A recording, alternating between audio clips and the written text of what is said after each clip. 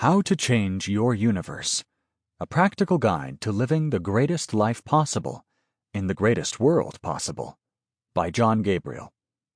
Read for you by Dallin, Bradford. Prelude. Universe Hopping. On January 10th, 2006, an hour before midnight, I died. At least, I think I did. I'm not sure. I had been writing since 4 in the morning, non-stop.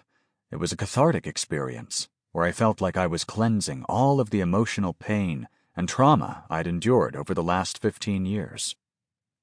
5 days earlier, I had just finished a massive physical cleanse, where I had taken nothing but water for 21 days. Now, even after the cleanse, I'd had no appetite whatsoever. There was a box of persimmons on the table, and I occasionally ate one as I was passing by, but food had completely left my thoughts. I had totally purified my body on a physical level, and now I was experiencing a kind of emotional purification. But at 11 p.m., I leaned back on my chair, and I left my body. I was floating behind my body and looking at it. It appeared to me that I had stopped breathing. I woke up the next morning in the same position, and yet I was a completely different person. I was in a superconscious state. It's almost impossible for me to describe what I experienced that day, but I'll try.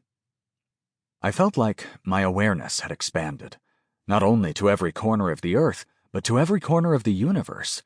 I felt that I had complete knowledge and awareness of everything that was going on in the universe at once, and not only this universe. I felt that this universe was nothing more than a tiny cell in my body, and that there were as many universes as there are cells in my body.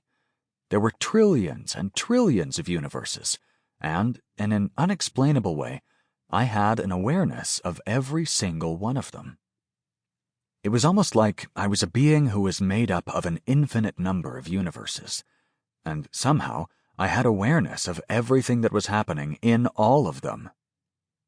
And the joy and the beauty and the ecstasy that I felt running through my body is simply indescribable. I was in a state of constant joy. It was impossible for me to feel stress or pain or worry about any of life's dramas. I felt that life would never trouble me again. I had become, in some way, enlightened, and I thought it would be like this forever. And every encounter I had was transformative for the person I was speaking with. I remember speaking to a lady at the store, a friend of mine that I bumped into. She was worried about something.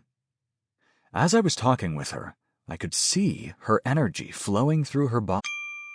Sample complete. Ready to continue?